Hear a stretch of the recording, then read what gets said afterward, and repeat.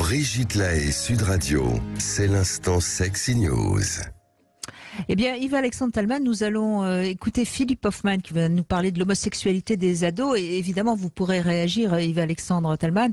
Est-ce que c'est un handicap pour être heureux d'être homosexuel? Ce sera évidemment la question qu'on pourra se poser ensuite. Mais d'abord, écoutons Philippe Hoffman. Bonjour Philippe. Bonjour Brigitte, bonjour Yves-Alexandre. Donc oui, aujourd'hui je vais vous parler de la sexualité, continuer à vous parler de la sexualité des ados et en particulier de l'homosexualité. Alors bien sûr, tout a évolué, on n'est plus dans la même période, on voit des couples gays, lesbiens partout, dans toutes les pubs, les séries, et puis dans la réalité. Donc ce qu'il y a, c'est que le message qui est diffusé, c'est qu'en fait, en termes d'orientation sexuelle, tout est désormais possible. Et du moment que la personne a du désir et qu'elle est consentante, c'est possible. Donc ça fait une liberté de choix incroyable, mais peut-être un petit peu trop pour les ados, on va en parler.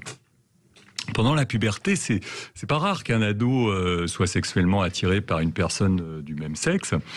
Et ça peut témoigner bien sûr de son homosexualité, mais c'est plutôt rare, c'est environ 5 à 6% des jeunes. Mais la plupart du temps, c'est qu'une exploration ou une attirance ponctuelle comme ça, enfin qui peut durer un moment, mais qui... Oui, c'est ce qu'on appelle les fameuses amitiés particulières, qui sont des amitiés un petit peu plus intimes. Voilà, on appelle, nous, dans notre jargon, on appelle ça l'homophilie, c'est-à-dire en fait, c'est pas de l'homosexualité, c'est être attiré par le même que soi pour se découvrir soi-même. Donc, c'est difficile de parler d'orientation sexuelle définitive à l'adolescence, parce que à cet âge, vous savez, il y a les poussées hormonales, les pulsions, c'est puissant, ça peut conduire à toutes sortes d'expériences. Et avant qu'un choix vraiment préférentiel s'établisse, il faut attendre au moins jusqu'à 17-18 ans. Donc la rencontre homosexuelle, c'est peut-être une manière pour se découvrir aussi, pour découvrir son identité sexuelle. Par exemple, chez les garçons, il y en a beaucoup qui découvrent leur virilité comme ça, en compagnie de leurs copains, dans des jeux un peu physiques, des expériences, des rapprochements un peu brutaux. Ça peut être même un peu douloureux, mais curieusement, c'est ressenti comme une découverte du corps de l'autre et parfois une expérience érotique. Il peut même y avoir des passages à l'acte sexuels entre garçons, et puis ça va leur révéler des fortes sensations érotiques, ou alors même du dégoût. En tout cas, ça va les marquer très profondément, et ça ne veut pas dire pour autant qu'ils s'aventureront pas vers une exploration un peu hétérosexuelle et le mystère féminin. Pour les filles, c'est un petit peu différent, parce que dans notre société, parce qu'en fait, les filles aussi elles renforcent leur féminité avec d'autres filles, mais c'est beaucoup mieux accepté. Vous savez, si une fille se tient par la main, si les filles se tiennent par la main, se caressent, se font des bisous dans la rue, ça gêne personne. Si elles prennent même des bains, ça choque pas ensemble. Et puis, parfois, ça va même un peu plus loin, mais ça n'augure pas forcément d'une orientation lesbienne. Même parfois, on pourrait presque parler d'initiation. Donc, comme on le disait, c'est plutôt de l'homophilie dans un premier temps qui permet aux jeunes adolescents de découvrir le corps de l'autre, ses propres désirs et de forger son identité sexuelle.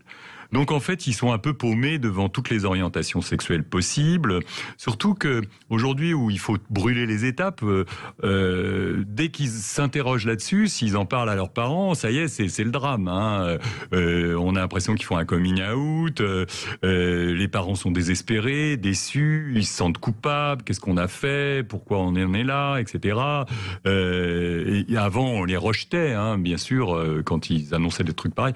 Maintenant, aujourd'hui, on est beaucoup plus empathique, on comprend, et puis on suit les conseils de prévention, il faut rien reprocher, on leur dit tout de suite « Oui, mais tu sais, tu n'as pas choisi, t'es comme ça, on peut rien y faire. » Il y a une espèce de réponse consensuelle sur « Tu as le droit, tu as le choix, c'est ta sexualité, ça t'appartient. » C'est un beau message, mais c'est un message qui concerne un peu plus quand même les jeunes adultes et les adultes que les jeunes ados. Mais alors, c'est quoi le message qu'il faudrait leur donner? Et alors justement, il faut se dire que eux, ils sont plutôt dans une interrogation. Ils se demandent s'ils sont homo, bi, trans. En fait, ils se demandent surtout qui ils sont et où ils vont. Et alors, je voudrais surtout insister sur une chose qu'on peut dire, alors justement à ces jeunes, c'est que il faut pas se précipiter sur une question sur l'intimité sexuelle ou même une révélation ou l'aveu d'un acte homosexuel. Et en disant voilà, c'est comme ça, on va figer un petit peu ton orientation et c'est comme ça parce que tout le monde l'accepte.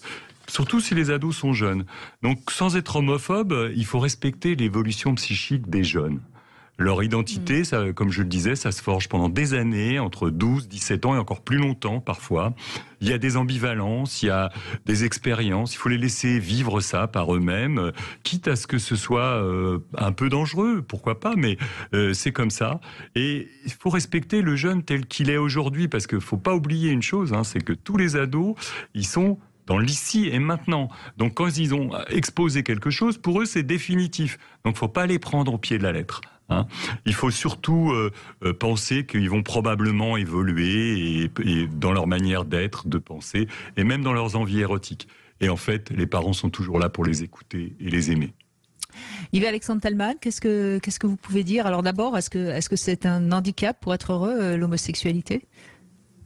Je pense pas que l'orientation sexuelle ou l'identité de gens soit un handicap ou au contraire un atout. Mais par contre, la différence par rapport au reste de la société, ou en tout cas telle qu'on la conçoit, ça, c'est très pesant. Que ce soit une différence d'orientation ou autre, ne pas être comme les autres, surtout quand on se cherche, comme ça vient d'être dit, ça peut avoir de grandes répercussions et être mis de côté quelque part, être moqué. Ça, c'est effectivement difficile, c'est de l'ordre des micro-traumatismes. Mais c'est plutôt le fait de pas être comme les autres et de pas trouver, on va dire, son clan d'appartenance qui pourrait nuire à la satisfaction. Maintenant, dans une société qui accepterait indifféremment toutes les orientations, toutes les identités de genre, j'ai l'impression qu'il y aurait quand même moins de difficultés à s'épanouir lorsqu'on fait partie d'une minorité, puisque c'est de ça dont il s'agit. Évidemment. Est-ce qu'on connaît, est-ce que le chiffre de nombre de suicides des ados qui se sont, qui sont homosexuels a baissé, ou est-ce qu'on est toujours à peu près au même point, Philippe Hoffman? Non, c'est toujours à peu près pareil, parce qu'il y a quand même une chose, c'est que, comme le dit très bien Yves-Alexandre, là, c'est que dans cette période-là, on cherche et on a envie, on est angoissé d'être différent. C'est pas simple. Et donc, il n'y a pas de réponse précise. Et même si la société est beaucoup plus ouverte, beaucoup plus tolérante, c'est pas pour autant qu'on est très à l'aise avec ça. Parce que c'est troublant, surtout quand c'est pas avéré depuis très longtemps, comme pour certains homos qui ressentent ça depuis quasiment leur enfance.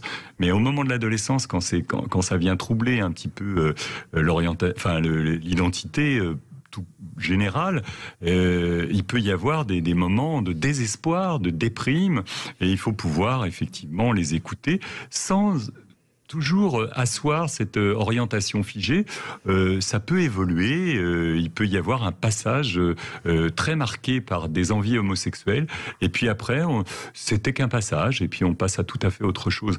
Donc il faut se dire que c'est aussi ça la liberté de l'adolescence, c'est d'évoluer, de changer, et surtout, faut pas tomber dans l'extrême, comme vous savez aujourd'hui avec toutes les questions transidentitaires. C'est encore un autre sujet, évidemment. On en parlera, mais c'est scandaleux. J'imaginerais bien. Et puis, il faut savoir aussi qu'il y a des personnes qui, autour de la quarantaine, par exemple, tout d'un coup, découvrent leur homosexualité. Donc, on voit bien que c'est quelque chose de particulièrement curieux, et il n'y a pas, évidemment, il n'y a pas à juger. Si vous êtes homosexuel et que ça vous a fait souffrir, vous pouvez témoigner aujourd'hui. C'est le moment ou jamais, évidemment, de témoigner avec Yves-Alexandre Talman. Merci Philippe Hoffman. Merci beaucoup. Merci à vous aussi. À bientôt.